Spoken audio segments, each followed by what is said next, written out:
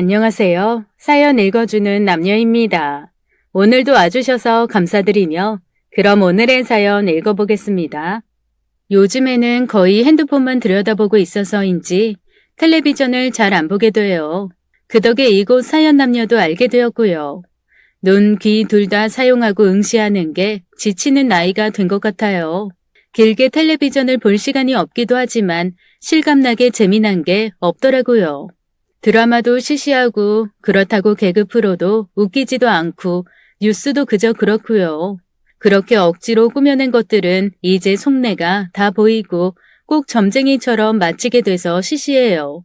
나이를 먹어가면서 담이 세진 건지 뭔지 뭐든 다 시시걸렁합니다.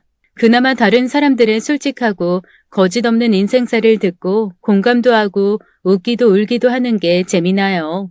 실감나잖아요. 제게도 일어날 수 있는 일들 같고요. 서론이 너무 길었지만 이처럼 텔레비전을 잘 안 보던 제가 며칠 전에 우연히 발가락으로 리모컨을 누르게 되었습니다. 청소기 돌리면서 눌렸는지 갑자기 웅성웅성 사람 소리가 들리대요. 그것도 영어로요. 텔레비전은 저희 바깥 양반이 매일 보는데 리모컨을 또 제자리에 안 두었나 보더라고요. 텔레비전을 끄려고 리모컨을 들었는데 보이는 영상 오른쪽의 제목이 아마겟돈이라고 적혀 있었습니다. 저 어릴 때인가 좀 커서인가 들어본 제목인데 영화예요. 미국인들 나오는 어차피 보지도 않을 거 막 끄려다가 그놈의 제목이 어찌나 제 뇌리에 꽂히던지 아주 오래전 저의 이야기들이 파바박 하고 떠올랐습니다. 영화의 제목인 아마겟돈이라는 말이 성과 악이 싸우는 최후의 전쟁터라 합니다. 전쟁터, 제가 전쟁을 겪어본 세대는 아니지만 어쩌면 아마 적어도 갯돈에 관해서만은 크나큰 전쟁을 치른 적은 있었더랬죠. 우연히 보게 된 영화 제목으로 제 사연을 시작하려니 조금 쑥스럽기도 하네요. 영화만큼 블록버스터급은 아니지만 제 인생을 크게 좌지우지할 만했던 사건을 하나 여러분들께 말씀드리려 합니다. 제가 어릴 적에 저희 엄마께서 개를 드셨었는데 그 갯돈이 다 날아가 버렸었거든요. 그래서 그 일로 인해 집안이 많이 힘들었었습니다. 그것도 아주 오랜 시간 모두가 힘들었었어요. 그렇다고 해서 집안이 쫄딱 망하는 정도까지는 아니었습니다만 돈 때문에 저희 가정이 거의 망가졌다랄까요. 저희 엄마는 돈을 잃고 우울증을 오래간 알아오시고 약도 드셨었어요. 정신 상태가 안 좋으니 예민해져서 아버지와 자주 다투셨고 사이도 많이 틀어졌습니다. 그 정도로 최후의 전쟁인 아마겟돈 못지않은 아마 그 갯돈에 대해서 말씀드리겠습니다. 저희 아버지는 평범한 회사원이셨고 어머니는 부업을 조금씩 하시면서 저와 오빠를 키우셨어요. 참 알뜰하고 꼼꼼하셨죠. 그래서인지는 몰라도 저와 오빠가 필요한 건 엄마께 말씀드리면 바로 살 수 있었습니다. 한마디로 부유했던 거죠. 엄마가 굳이 일을 하실 필요도 없었지만 엄마 나름의 목표가 있었는지 돈벌이가 되는 걸 하고 싶어 하셨어요. 사람은 능력이 될 때 벌어놔야 돼. 일어서서 움직이고 머리를 쓸 줄만 알면 말이야. 네 아빠가 성실하고 좋은 사람이지만 그렇다고 아빠 하나만 믿고 아끼면서 살면 인생이 재미가 없잖아. 그치? 엄마도 엄마 돈을 벌고 싶어. 돈이라는 건 벌라고 존재하는 거니까. 물론 쓰기도 하지만 아빠가 벌어오는 돈으로 엄마가 집안일하고 너희 키우는 데다 써야지. 어디 허튼 데 쓰면 아빠한테 미안하잖아. 그렇다고 허튼 데 쓰겠다는 마음도 아니야. 엄마는 돈 모아서 나중에 가게 하나 차릴 거야. 그래서 아빠가 엄마 믿고 일도 쉴 수 있고 그랬으면 좋겠어. 엄마는 막연히 가정주부로 살고 싶지 않으시다는 포부를 보이셨어요. 집에서 엄마로서만이 아닌 금전적으로 가족들이 기댈 수 있는 존재가 되길 바라셨던 작은 꿈을 가지고 계셨습니다. 그래서 엄마는 살림도 잘하셨고 부지런히 부업도 하셨어요. 그리고 어느 날인가 개 하나를 들었다면서 아버지께 마구 자랑도 하셨어요. 그때만 해도 엄마는 정말 소녀처럼 꿈이 가득 차 보였습니다. 아버지도 엄마가 허튼 짓 하는 사람이 아닌 걸 알기 때문에 응원을 해주셨지 비난하거나 하지 말라고 말리시지는 않으셨습니다. 당신이 어련히 잘하겠어. 아니, 내가 주는 쥐꼬리 같은 월급도 당신이 처제들이랑 개들어서 불려주곤 했었잖아. 나는 뭐 떼부자까지는 바라지 않아도 당신 믿어. 그러니까 새로 든 개도 잘해봐. 아니, 나도 도와줄 수 있으면 도와줄게. 파이팅! 엄마는 외가댁에서도 삼촌들 이모들과 개를 들고 있었어요. 한 번씩 그 개원들과 여행도 다니고 개돈을 타서 외할머니 생신 선물도 사드렸죠. 아버지 월급이 아닌 개돈으로도 그 비용을 해결하시곤 하셨습니다. 제가 잘 모르기는 하지만 적어도 엄마가 그 개돈을 알차게 잘 이용하고 있다는 생각은 들었어요. 그래서 어릴 적 제 뇌리에 개라는 것은 은행보다 좋은 것이었습니다. 특히나 엄마가 개돈을 타는 날이면 덕보는 사람이 저와 오빠였거든요. 개돈 타는 날은 저와 오빠가 10만 원이라는 거금의 용돈을 받는 날이었습니다. 야, 이 개돈 타서 엄마가 용돈 주면 뭐 할 거냐? 나는 이번에 바지 살 거야. 내 용돈 모아놓은 거랑 엄마가 주는 돈 합치면 간당간당 하기는 하지만 살 수는 있겠다. 아니, 만약에 나 좀 모자라면 네가 조금 빌려줄 수 있어? 아니, 빌려주면 오빠가 다음 달 용돈 받을 때 이자 붙여서 갚을게. 어때? 괜찮지? 싫어. 오빠 저번에도 분명히 이자 붙여서 갚는다고 했는데 안 그랬잖아. 급하게 살 거 있어서 미안하다고. 빌린 돈만 딱 갚았었잖아. 나는 말 바꾸는 사람이랑 절대로 거래 안 해. 내가 손해볼 짓을 왜 해? 나름 저와 오빠 간에 모종의 개도 있었다랄까요. 그만큼 엄마의 개는 저와 오빠를 풍요롭게 해주었고 집안을 조금 더 여유롭게 만들어 주었었습니다. 그래서인지 그 개를 들고선 엄마는 점점 더 대담해졌어요. 나중에는 외할머니께 돈까지 빌려서 그 개의 돈을 붓기도 했습니다. 둘째 이모도 같이 하자고 해서 가족이 하나둘 같이 하기도 했어요. 언니, 거기가 그렇게 괜찮다며? 같이 하는 여자들도 꽤나 사는 집 사람들이라 믿을만 하대고. 언니네 집도 이사하고 웬일이냐고. 형부 월급만으로 그거 어림없잖아. 그치? 좋은 거 혼자만 하지 말고 나도 좀 끼워주라. 거기 정원 다 찬 거 아니지? 글쎄, 거기 개주한테 한번 물어나 보게. 그런데 개 드는데 조건 있거든. 우리 동네 사람이어야 하는데 특별히 내가 백을 좀 써보지 뭐. 호호. 그렇게 가족까지 끌어들이는 걸 보니 정말 믿을 만한 곳인 것 같았습니다. 그 개를 저희 엄마가 5년이 넘게 하셨고 그 5년간 개돈도 크게 탔어요. 2년째 되었을 때는 엄마가 땅을 좀 사기까지 했습니다. 이제 그 사놓은 땅에 건물만 올리면 엄마가 거기에 어떤 가게를 할지 행복해 하시고 그랬거든요. 아버지 말로는 엄마가 눈 감고 잠이 들었을 때도 입은 웃고 있다고 말했습니다. 네 엄마, 요새 아주 신바람이야. 이 돈이 그리도 좋을고, 알고 보니 내가 아주 능력자랑 결혼한 거였다니까. 돈이고 뭐고 다 떠나서 네 엄마가 더 밝아지고 기뻐하는 거 보니 좋다.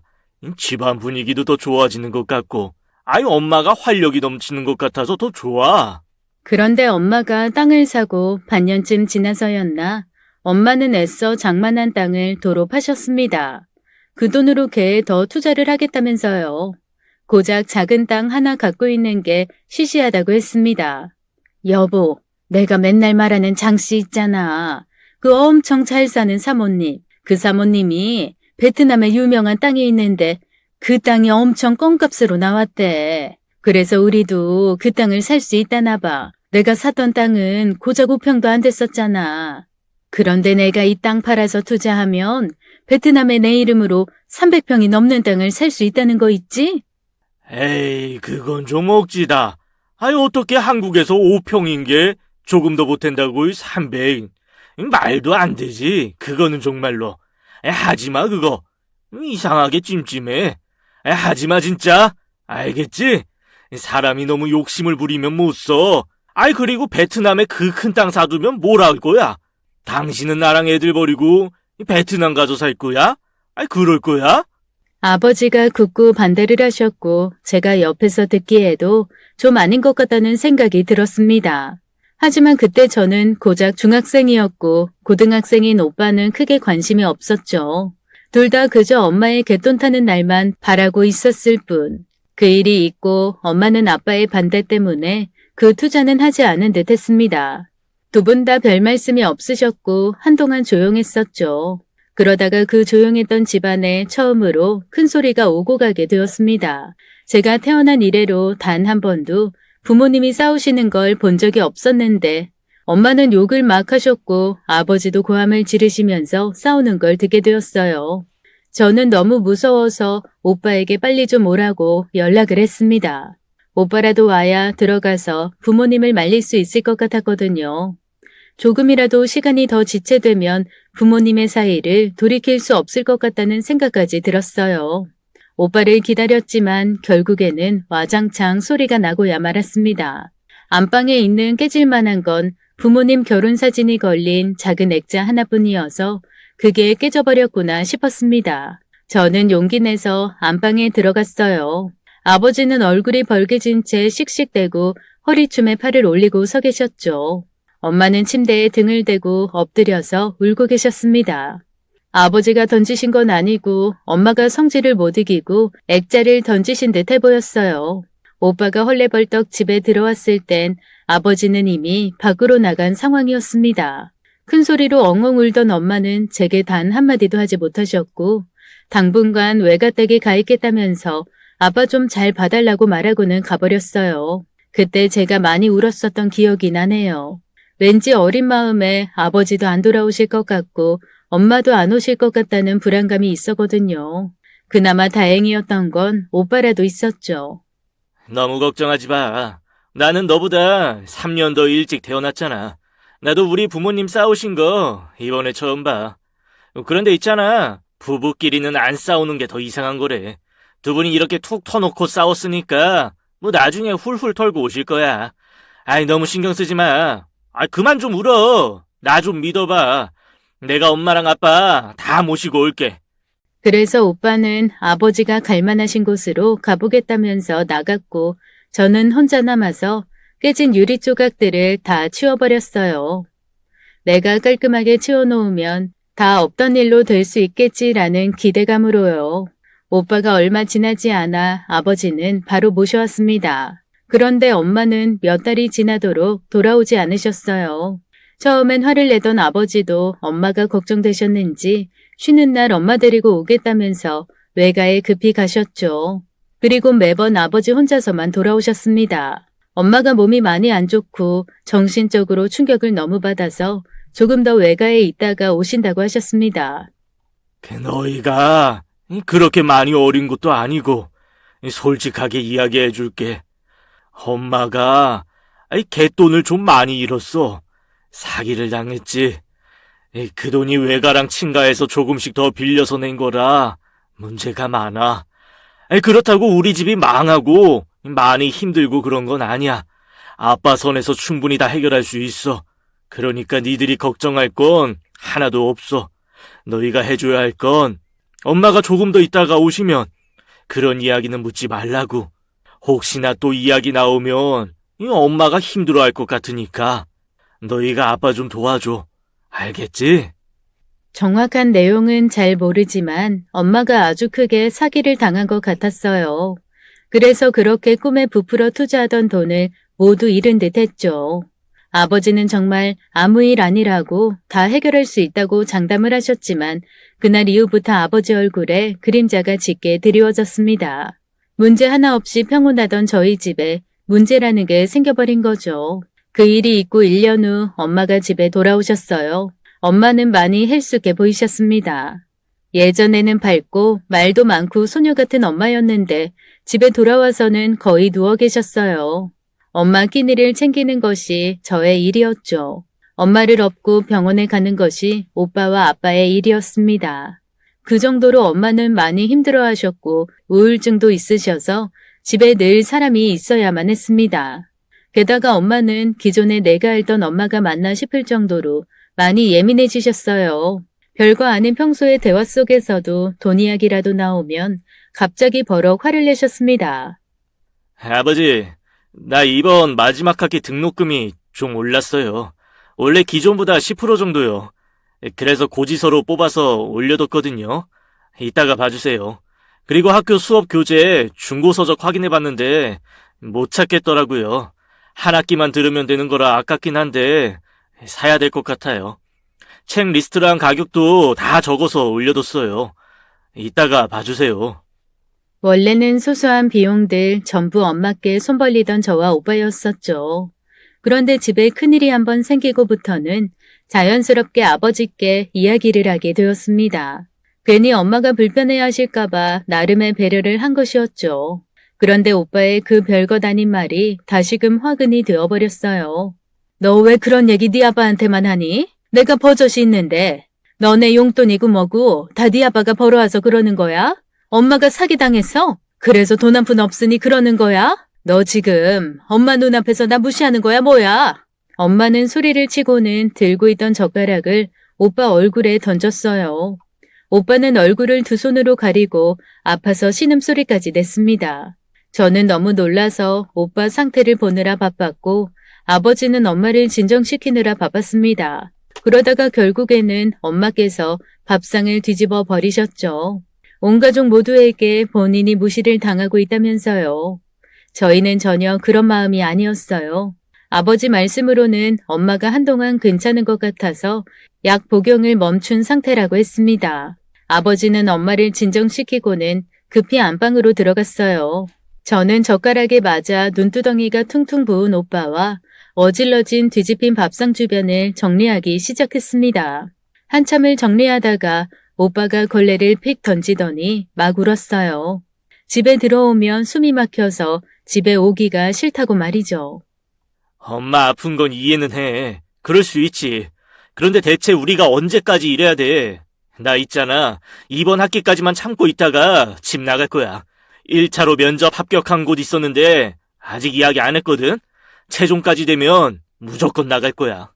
친할머니 댁 가까운 데로 배정받아서 차라리 거기 가서 신세 지고 살 거야. 도저히 엄마랑 더는 못 살겠어. 엄마는 제대로 미친 것 같아. 진짜 제정신이 아니야. 꼭 가족이라고 해서 무조건 봐주고 붙어 있으라는 법은 없잖아. 남은 가족들이 행복하고 편하게 지낼 방법을 찾아서 살아야지. 이게 뭐야? 내가 무슨 죽을 죄를 진 것도 아니고 우리 엄마가 맞나 싶어 요새는. 점점 무서워. 내가 더 이 집에 있다가는 엄마한테 오만정이 다 떨어질 것 같아. 너 아빠가 왜 맨날 엄마 요리 못하게 하는 줄 알아? 나쁜 맘 먹을까봐, 위험할까봐. 야, 솔직히 그게 사는 거냐? 그래서 정말 나중에는 엄마를 미친 듯이 싫어하게 될까봐 나갈래. 난 더는 못해. 오빠의 마음이 납득이 갔습니다. 저 또한 엄마가 힘들어졌으니까요. 그리고 더불어 엄마의 돈을 들고 외국으로 도망갔다는 그 아주머니가 너무나 싫었습니다. 얼굴도 이름도 어떤 사람인지도 모르면서 무턱대고 미워했어요. 만나기만 하면 정말 가만두지 않겠다고 아기 바치기까지 했죠. 그리고 오빠는 대학을 졸업하는 대로 바로 취업하여 집을 나갔습니다. 아버지조차도 그런 오빠의 의지를 꺾을 수 없었고 오빠는 제게 아무 말 없이 떠났어요. 원래 저와 오빠 모두 대학을 외국에서 다닐 예정이었어요. 아버지가 그래왔고 자연스레 정해진 것이었습니다. 그런데 집에 그런 사기 사건이 생기면서 당연한 듯 오빠도 한국에서 학기를 다 채웠고 저도 오빠 따라서 같은 학교에 입학하게 되었어요. 1, 2년만 국내에서 다니다가 외국으로 가자던 계획이 모두 무너졌던 거죠. 그래도 저 나름 욕심이 있었기에 면목 없지만 아버지께 부탁을 드렸습니다. 저는 외국에 나가서 공부하고 싶다고 말이죠. 그러자 집이 찢어지게 가난한 것도 아니니까 조금 휘청하겠지만 그 정도는 지원해 줄 수 있다고 말씀해 주셨어요. 아버지 아직 돈 벌잖아. 그러니까 괜찮아. 네 오빠처럼 지레 미안해서 그럴 필요 없어. 하고 싶으면 해야지. 걱정은 하지 마. 네 엄마는 내가 마음 잘 잡아두고 있을게. 나아질 거야. 나아지겠지. 세월 이기는데 장사 없으니. 꼭 아버지에게 모든 짐을 떠넘긴 것 같아서 죄송하기는 했지만 독하게 마음먹고 저는 뉴욕행 비행기에 올랐습니다. 작은 고모가 뉴욕에 터를 잡고 살고 계셔서 저는 고모 가족과 함께 살게 되었어요. 그래도 아버지 성격에 여유 되는 대로 고모에게 저를 위한 생활비를 꼬박꼬박 보내주셨습니다. 그래서 정말 열심히 공부했어요. 집안일, 아버지에 대한 미안함 잠시 모른 척하고요. 저를 보살펴 주시는 고모도 한 번씩 제 눈치를 보시며 엄마의 안부를 물으셨습니다. 그런 대화를 나누면서 저도 몰랐던 것들을 알게 되기도 했고요.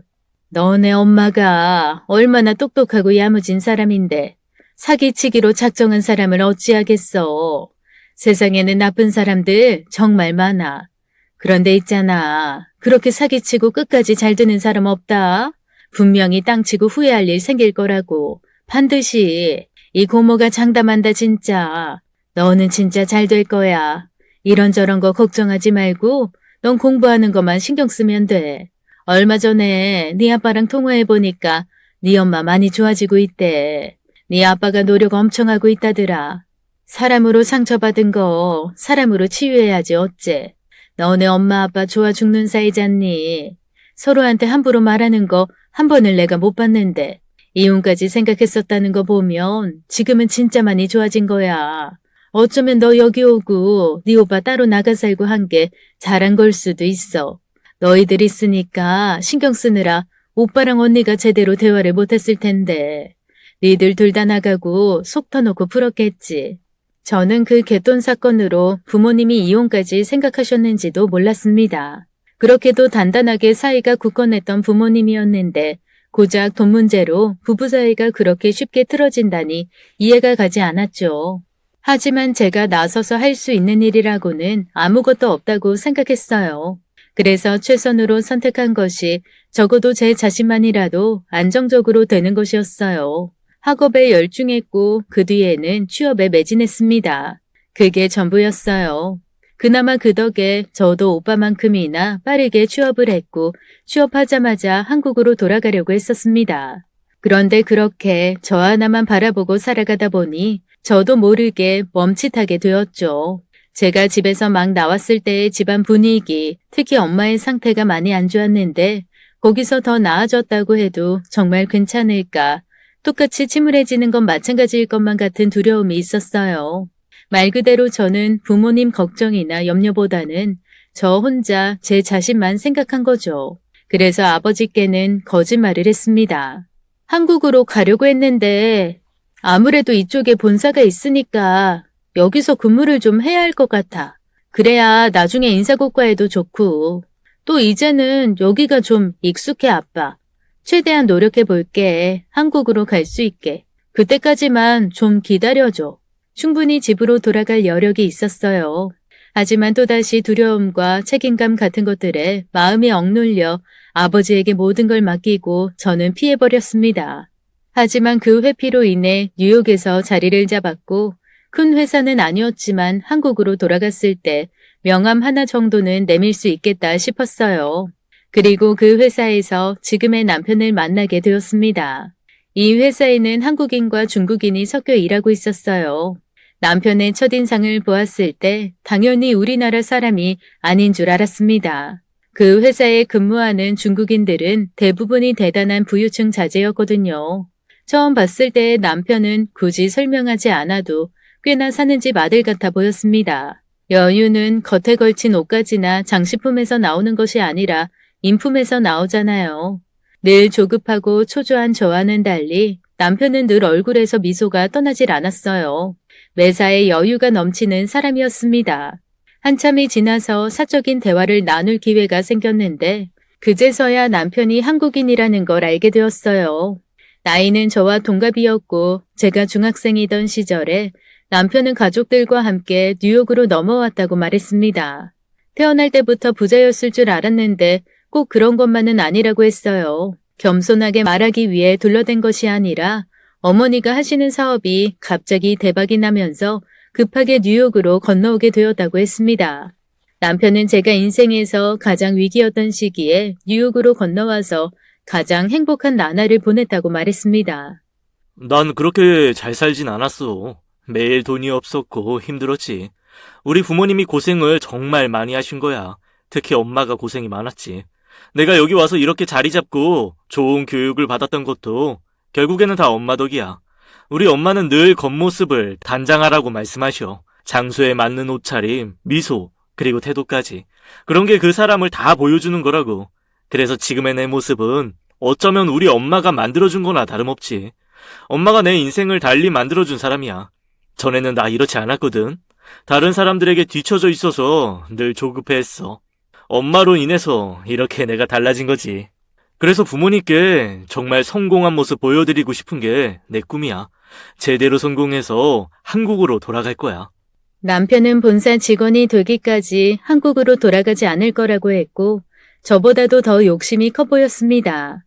여러모로 남편에게서 본받을 점이 많았어요. 그리고 그 어떤 것보다 모든 고생을 극복하고 지금의 자리에서 최선을 다하겠다는 그의 태도가 지난날의 저와 비교가 되면서 부끄러워졌어요. 그러면서 나는 이런 지원을 받으면서도 내내 부모님을 멀리하고 피해왔던 건가 하며 부모님께 너무 죄송스럽다는 생각이 들었습니다. 남편과 가까워지고 연애를 하는 것도 중요했지만 그런 남편을 보면서 제 자신에 대해서 더 반성할 수 있었어요. 그러던 중에 한국으로 돌아갈 빈자리가 생겼습니다. 그래서 저는 주저없이 한국으로 돌아가겠다고 자원을 했어요. 한국 지사의 여직원이 필요했고 본사에 남은 한국 여직원은 저뿐이었거든요. 남편과의 이별이 서운했지만 이렇게 헤어지면 자연스럽게 멀어지겠지라는 생각이 들었습니다. 하지만 제 생각과는 달리 남편은 제가 한국으로 떠날 때 제게 약속했어요. 본사에서 한 차례의 승진을 앞두고 있는데 그것만 이루면 재빨리 한국으로 가겠다고요. 가서 제대로 다시 만나자고 했습니다. 저는 우리가 가벼운 만남이라 여겼었거든요. 진지한 만남을 말하는 남편에게 저는 또 한 번 확신을 갖게 되었고 한편으론 많이 고맙기도 했어요.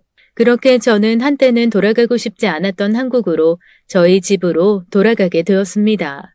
대학 남은 학기부터 시작해서 취업하기까지 5년여 만이었죠. 중간중간 아버지께서 고모를 뵐 겸 겸사겸사 절 보러 오시긴 했지만 엄마와는 그동안 연락도 얼굴을 뵌 적도 없었어요. 그래서 집 문 앞에 다다르니 떨리기까지 했습니다. 엄마는 아직도 그런 모습일까, 날 어떻게 받아들일까 하고 말이죠. 초인종을 누르자 안에서 정말 오랜만에 듣는 엄마의 목소리가 들려왔습니다. 저는 용기 내서 나야 엄마 라고 말했어요. 문이 열렸고 오랜만에 본 엄마의 얼굴이 너무 안 좋아서 저도 모르게 주저앉았습니다. 제가 긴 시간 일부러 보지 않으려고 외면했던 미워했던 엄마의 몰골이 흡사 환자 같았어요. 늘 뱃살을 고민하면서 웃던 엄마가 삐쩍 말라 있었습니다. 스트레스 때문인지 머리카락도 거의 없었죠. 주저앉아서 저는 한참을 서럽게 울었습니다. 그러자 아버지도 뒤이어 나오셨고 제 맘을 알겠다는 듯이 저를 일으켜 세웠어요. 아버지와는 마지막으로 본 게 정확히 1년 전이었는데 원래도 마르셨지만 엄마 못지않게 더욱 말라 있었습니다. 너무 오랫동안 비행기 타고 와서 힘들지? 아이, 배고프겠네, 우리 딸. 얼른 들어와. 너 온다고 세상에 네 엄마가 오래간만에 요리했어. 일주일 전부터 레시피 확인하고 미리 연습도 해보고. 그 덕에 이 아빠가 네가 좋아하는 닭볶음탕을 몇 그릇을 먹었나 몰라. 몇 번을 실패했는데 다행히 너 오는 날에는 성공을 했네. 얼른 와, 얼른. 아버지는 최대한 밝게 절 맞아주셨고 엄마도 결국에 눈물을 흘리셨습니다. 서로가 서로를 달래주는 저녁 시간이 되었어요. 그리고 뒤늦게야 오빠에 대해 물었습니다. 오빠랑도 연락 안 하고 지낸 지 꽤 되었네. 나도 일하느라 바쁘고 오빠는 승진하고 더 바빠졌고 집에는 자주 왔었어? 회사 때문에 이사를 자주 했다고 했는데 할머니 돌아가셨으니 지금은 거기 안 살지? 어디로 옮겼대? 네 오빠 여자 생겼잖아. 조만간 인사 온다더라. 너한테도 말 안 했니? 만나는 여자가 꽤나 마음에 드는 모양이더라. 어찌나 나한테 자랑을 하던지 최근에 프로포즈까지 다 했다더라고. 그래도 이렇게 네가 와서 다행이다. 오빠 결혼식은 볼 수 있겠어.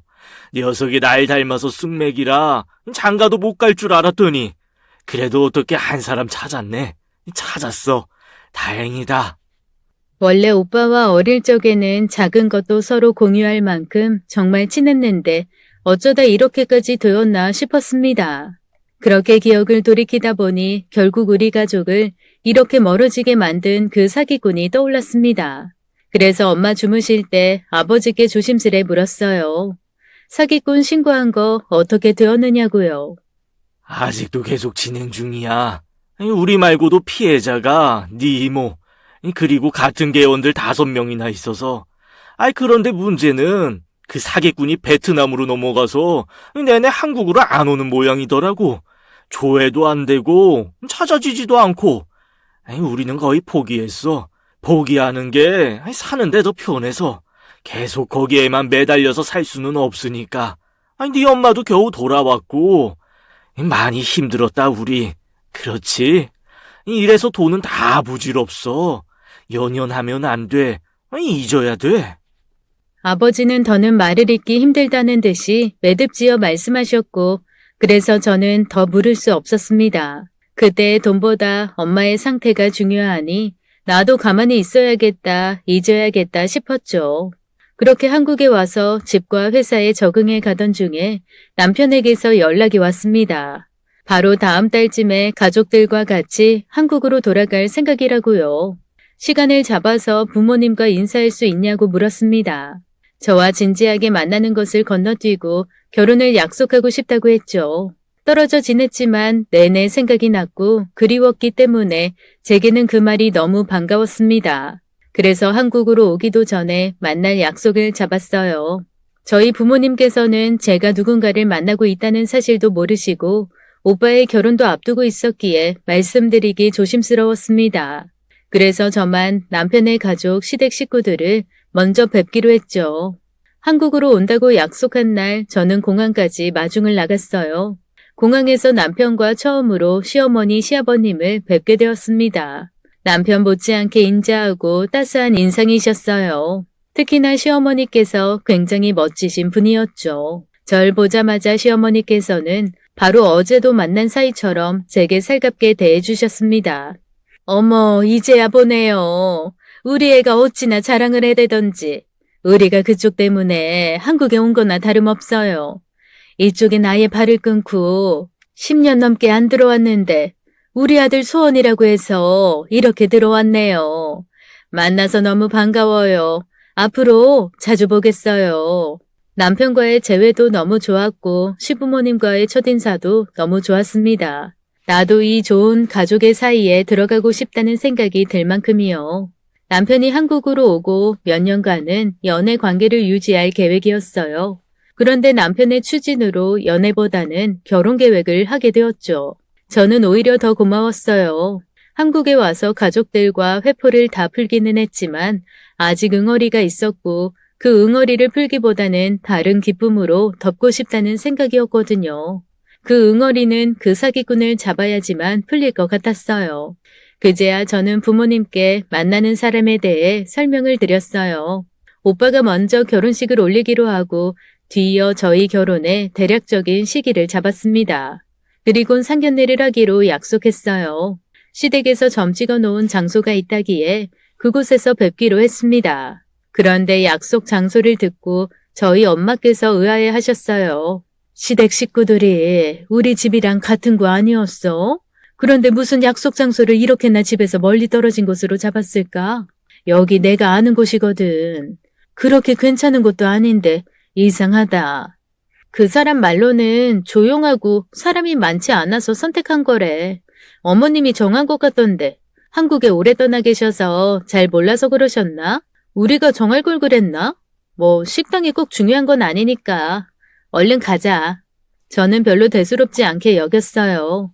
그리고는 다음 날 약속 장소에 저희 가족이 먼저 도착해 있었죠. 부모님과 저 그리고 결혼을 일주일 앞둔 오빠와 새언니까지요. 한 5분쯤 기다렸을까 남편이 먼저 들어왔고 시부모님도 들어오셨습니다. 그리곤 마주보고 인사를 드리는데 그 순간 저희 엄마께서 헉하는 소리를 내시는 거예요. 그리고 그 소리에 모두가 친정 엄마에게로 시선이 몰렸고 굳어버린 엄마께서 시어머니께 마구 삿대질을 하며 비명을 질렀습니다. 너 이 사기꾼년, 너 때문에 내 인생 다 망쳤어. 시궁창에 빠졌었다고. 원수는 외나무 다리에서 만난다더니 세상에 어쩐지 장소가 너무 낯익더라. 맞네 맞아. 여기 네가 좋아했었지? 동네에서 만나면 아는 사람 너무 많이 마주쳐서 피곤하다고 하면서 동네에서 좀 떨어진 데서 약속 잡자고 늘 여기서 만나서 개하자고 그랬었어. 너 진짜 잘 만났다 이년아. 친정 엄마께서는 바로 시어머니가 곱게 올린 머리를 쥐어뜯었고 테이블 위에까지 올라가서 시어머니 멱살을 잡고 흔들기 시작했습니다. 저와 가족들 모두 놀라서는 말리다가 마구 화를 내며 소리치는 엄마의 말 속에서 시어머니가 그 사기꾼임을 알게 되었어요. 그러다 보니 저와 오빠는 서서히 엄마를 말리는 것을 멈추게 되었습니다. 아무것도 모르는 듯한 남편은 그저 말리면서 저를 바라볼 뿐이었어요. 저는 말리는 남편의 팔을 끌고는 말리지 말라고 했습니다. 그냥 둬. 우리 엄마 잡아채지 마. 말리지 마. 멈추실 때까지 그냥 둬. 오빠 또한 앞에 놓인 물 한 잔을 마시더니 남편을 노려보았어요. 사기꾼 엄마 덕에 아주 호강하면서 살았겠다 너. 뭐 남들보다 열심히 살아서 뿌듯해? 성공한 인생 갖고 그랬냐? 남의 인생 짓밟고 너 거기 서 있는 거야. 알겠어? 네 엄마가 우리 엄마랑 지인들 돈 들고 튀어서 네가 그러고 살아온 거라고. 넌 자부심을 가질 게 아니라 죄책감을 가지고 살아야 돼. 알아? 상황을 몰라서 그저 굳어있던 새언니에게 오빠는 원수를 진짜 외나무다리서 만난 거야 지금. 내가 당신한테 말했지. 우리 집 사기만 안 당했어도 아무 고난 없었다고. 이상한 여자한테 돈 떼어서 우리 엄마 정신 놓고 나 집 나가고 내 동생도 가족이랑 연 끊고 외국 나가고 그랬다고. 그런데 동생이 사기꾼을 끌고 왔네.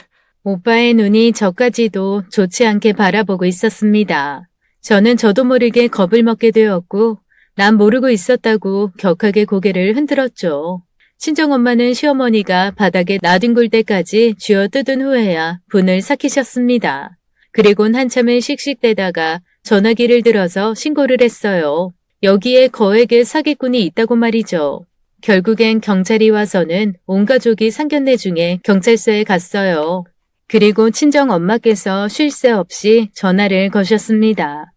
언니, 그 여자 잡았어. 우리 돈 떼먹은 그년 말이야. 얼른 경찰서로 당장 와. 우리 돈 찾아야지. 아니다. 깜빵에 넣어버릴 거야.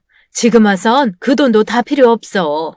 내가 이 사기꾼 인생 종치게 만들어줄 거야 아주.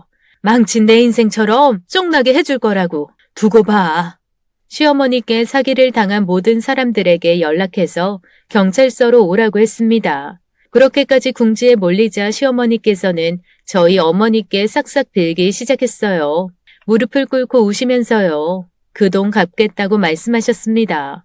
하지만 저희 엄마께서는 애초부터 돈은 상관이 없어 보였어요. 시어머니를 제대로 망신을 주고 경찰서에 넘기고 싶어 했습니다. 한동안 말이 없던 남편이 결국 나서서 저희 엄마께 사정사정했어요. 그냥 우연히 마주친 것도 아니고 사돈으로 만난 자리에서 벌어진 일이니 이성적으로 이야기를 나눠보고 결정을 하라고요. 그러자 저도 모르게 제가 나서서 남편을 비난했습니다. 이성? 지금 이성적이라고 말한 거야? 사기꾼 집안이 먼저 꺼낼 말은 아닌 것 같은데. 와, 당신 정말 웃기다. 꼭 자기 어머니가 위인이라도 되는 듯이 말하더니 위인이 아니라 위장인이었잖아. 사기꾼 주제에 자수성가 성공한 척? 자신만 깨끗한 척? 대단한 사람인 척 말이야.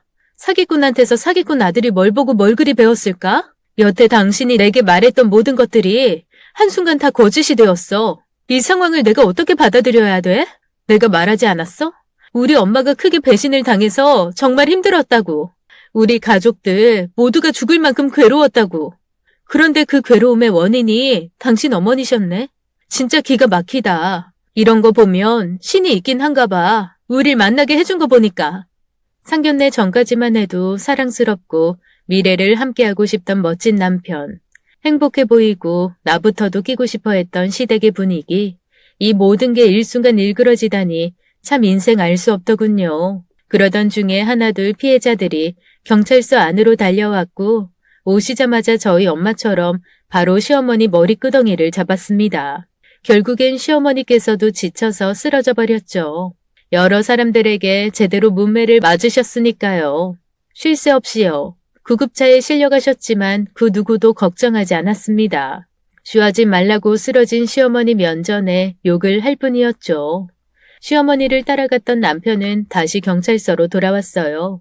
우선 합의를 하고 경찰을 끼지 말고 따로 이야기를 하자고 했습니다. 빚을 진 거면 다 갚고 제값 다 치를게. 그런데 우선 우리 엄마가 아프시잖아. 쓰러지셨어. 그러니까 일말의 양보로 조금이라도 날 생각해서 나 좀 도와줘. 우리 엄마가 잘못한 거 알겠고 내가 그 덕에 잘 산 것도 다 인정할게. 그러니까 다 갚겠다고. 갚을 거 협의해야지. 손해배상 소송을 걸던 사기죄로 소송을 걸던 일단 우리 엄마부터 정신 차리고.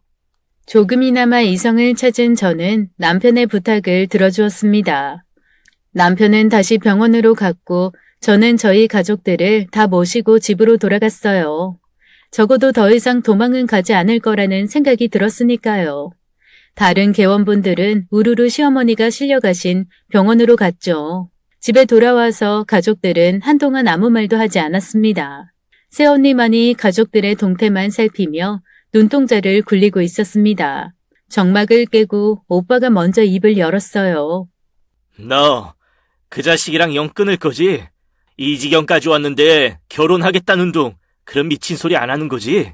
사기꾼 자식이면 그 자식도 우리 돈 가지고 그렇게 편하게 살았다는 거나 마찬가지야. 우리가 어릴 때 엄마 일로 힘들고 아파할 때 그 자식은 그 돈으로 조기 유학 가서 떵떵거리고 살았다는 거라고. 그걸 다 알고도 네가 결혼할 수 있겠어? 지금 이 말은 진심이다. 결혼을 한다고 쳐도 너 아마 계속 생각날 거야. 지금은 그놈을 사랑하고 다 좋을지 몰라. 하지만 결혼하고 조금씩 마음이 풀어지면서 하나부터 10까지 거슬리는 것들이 있을 거라고. 분명해. 그러니까 일찌감치 네 마음 정리하는 게 좋을 거다. 그 자식 집안을 위해서라도 우리를 위해서라도 특히나 널 위해서. 오빠 말이 틀린 건 하나도 없었어요. 물론 시어머니 혼자만의 잘못이긴 합니다. 하지만 시어머니의 사기친 돈으로 외국까지 건너갔던 시댁 식구들이 그 사실을 몰랐을 리가 없었죠. 물론 상견례 때 보니 정확한 내막은 모르고 있었던 듯 보였지만요. 한패다 아니다가 문제가 아니라 뭘 어떻게 해도 남편과 저는 끝내야 하는 상황이었습니다. 한참을 누워서 분을 사귀고 있던 친정 엄마께서 자리에서 일어나시더니 제게 다가와 말했습니다. 절대로 안 된다고. 어떻게 만나도 그런 남자를 만나냐고요. 그러면서 절 때리셨어요. 어쩜 그렇게 사람 보는 눈이 나를 닮았어. 그 녀석 지 엄마랑 아주 판박이더라. 다정했지? 사람 순해 보이고. 그런 사람들이 사기 쳐먹는 거야. 내가 겪어보니 그렇더라. 안 그렇게 얌전하게 호감형으로 생겨서는 뒤통수 치고 이렇게 십수년을 힘들게 하고. 그 녀석 엄마가 나한테 뭐라고 했었는지 아니? 나보고 친언니처럼 지내자고 그랬어. 평생 보자고. 이렇게나 맘 맞는 사람 처음 만난다고 말이야. 간이고 쓸개고 다 빼줄 것처럼 굴었었지. 그 녀석도 너한테 어떻게 했을지 내가 아주 훤히 다 보인다 보여. 아유 속 터져. 그 집안은 우리랑 뭔 원수를 진 건지 몇 대를 사기쳐먹는 거야 정말. 아유 속병이 또 도지게 생겼어 또. 아버지는 흥분한 엄마를 가라앉히려 물을 건네주셨고 온 가족이 저만 바라보았습니다. 제가 남편과의 사이를 끊어내야 하는 건 당연한 처사가 되어버렸죠. 결정하고 말고 할 것이 없었어요. 그런데 다음 날 남편이 찾아왔습니다. 부모님 선의 문제를 우리의 관계까지 끌어들이지 말자고요. 자신의 마음은 변함이 없고 제 결정만 기다리겠다고 했습니다. 우리 엄마가 잘못한 건 많아. 중죄를 지었어. 죄값 다 받으신다고 했고 그때 갚지 않은 돈들도 한 분 한 분 정확하게 금액 확인하면서 갚아 나가고 있어. 물론 당신 집에 돌려주지 않은 돈까지 다. 그러니까 우리는 문제 만들지 말자. 우리 사이는 달라질 거 없잖아. 안 그래? 나 아직 사랑하지 않아? 나는 당신밖에 없어. 당신 하나 때문에 한국에는 죽어도 발도 안 들이겠다는 엄마를 끌고 들어온 것처럼 말이야. 내 진심이야. 제발 나 밀어내지 말아줘. 우리는 흔들리지 말자. 바로 어제까지만 해도 남편과는 무조건 끝이라고 생각했어요. 그런데 막상 제게 사정하는 남편의 얼굴을 보니 마음이 약해졌고 안쓰럽기까지 했습니다. 시어머니께서는 사기당한 개원들 하나하나 다 찾아가 사과를 하셨고 돈도 다 갚으셨습니다. 저희 집 못지않게 돈을 떠나서 가슴에 응어리진 분들이 많으셔서 진심으로 사과도 하고 다시금 문매도 맞고 다 하셨다고 했죠. 그리고는 제일 마지막으로 저희 집을 찾아오셨습니다. 저는 시어머니께서 저희 집을 찾으실 걸 미리 알고 있었어요. 하지만 저로서도 집안에 면목이 없었던지라 모르는 척하고 있었죠. 시어머니께서 저희 집에 찾아오셔서는 저희 엄마 앞에 무릎을 꿇고 사과를 하셨습니다. 내가 진짜 미안해, 언니. 나한테 정말 동생처럼 잘해주고 같이 오래 가자고 했었는데 배신해서 미안해. 그때는 내가 정말 제대로 미쳤었나 봐. 우선 나부터라도 잘 돼서 돈을 불려서 돌아가려고 했어. 근데 사람 마음이 큰돈이 쥐어지니 돌아가고 싶지가 않더라. 순간의 욕심 때문에 좋은 인연 모두 놓치고 나도 외롭게 살았어. 물론 내가 다 자처한 일들이지만 말이야. 더는 변명도 안 할게. 용서해 달라고도 안 할게. 다만 우리 애들, 내 아들은 나로 보지 말아줘. 우리 아들은 하나도 몰랐고 아무것도 모르고 컸어. 그날 상견례 때는 알았어. 내가 사기치고 돈 떼먹은 거. 그러니까 우리 애들한테까지는 힘들게 하지 말자. 뻔뻔하겠지만 내가 다른 건 몰라도 내 며느리한테는 잘할게. 언니한테 마음에 빚진 못까지 해서 평생 잘할게. 2배, 3배, 1000배 더 잘할게. 정말 미안해, 언니. 시어머니께서는 계속 우시면서 저희 엄마께 싹싹 비셨고 저희 엄마는 보기도 싫다면서 방 안으로 들어가셨어요. 그렇게 시어머니께서는 몇 날 며칠이고 계속 찾아오셨습니다. 제가 있을 때는 문을 열어드리지만 제가 없을 때는 문전박대를 당했다고 들었어요. 나중에는 아버지도 마음이 약해지셔서 시어머니 말을 들어주자고 엄마를 달래셨어요. 당신이 상처 많이 받았고 아직도 배신감에 몸도 마음도 힘들어하는 거 잘 알아. 그런데 결국 이렇게 만난 거 보면 기가 막힌 인연이 아닌가 싶어. 그리고 저쪽 아들은 몰랐다잖아. 진짜 몰랐으니 우리 딸이랑 그렇게 마음 맞아 만나고 한국까지 왔겠지. 안 그랬으면 한국 오면 아는 사람이라도 만날까 전전긍긍했지. 어떻게 다시 들어왔겠어. 사기친 그 사람도 아들 일이니까 그렇게까지 한국에 온 거야. 우리도 무턱대고 우리 딸 앞길을 막을 순 없지 않겠어. 이렇게 해서 우리 딸이 그 친구랑 헤어지고 다른 사람 만나서 행복할 수 있을까? 우리 일은 우리 대에서 끊고 우리 아이들은 우리랑 상관없이 마음 맞는 사람 만나서 살아야지. 조금만 굽혀주자, 여보. 사돈이 되는 거지만 어차피 사돈지간 자주 볼 일도 없어. 그리고 어쩌면 우리 딸한테는 시어머니인데 그런 불편한 감정 없이 더 잘해준다 하잖아. 잘된 건지도 몰라. 엊그제 보니 돈도 보냈더라. 이자까지 붙여서. 물론 그때의 그 돈과 지금의 돈은 다르지만 돈이 달라진 만큼 우리 마음도 변해야지. 진심으로 사과를 하니 그만 받아주자. 받아줘야 애들도 뭘 시작하던 끝내던 알지. 사실 당신 이렇게 독한 사람 아니잖아. 그리고 그 돈 반은 포기하고 살았었잖아. 평생 못 찾을 뻔한 돈이고 다시 못 볼 사람이라고 생각하고 있었잖아. 그러니까 이제는 마무리하자. 아버지의 말씀에 결국 엄마는 눈물이 터졌고 옆에서 지켜보던 저와 오빠도 한층 마음이 풀어졌습니다. 평생의 원수로 막연히 생각하기에는 시어머니께서 정말 진심으로 사과를 하셨어요. 저희 엄마가 소금도 뿌리고 물도 뿌리고 심한 욕도 다 내뱉으셨는데 저와 남편의 사이를 위해서 다 받아들이셨습니다. 저희 부모님도 막연하게 악한 분들은 아니신지라 끝내는 마음이 약해지셔서 그만하기로 하셨어요. 저희 부모님 포함해서 개원 대부분의 분들이 합의를 해주었고 사기 사건은 쌍방 합의로 잘 마무리 지어졌습니다. 합의하기까지 3년 정도 걸렸었어요. 정말 콩밥 먹이겠다 오기 부렸던 분들도 시어머니와 시댁 식구들의 사과에 결국에는 용서를 해주었죠.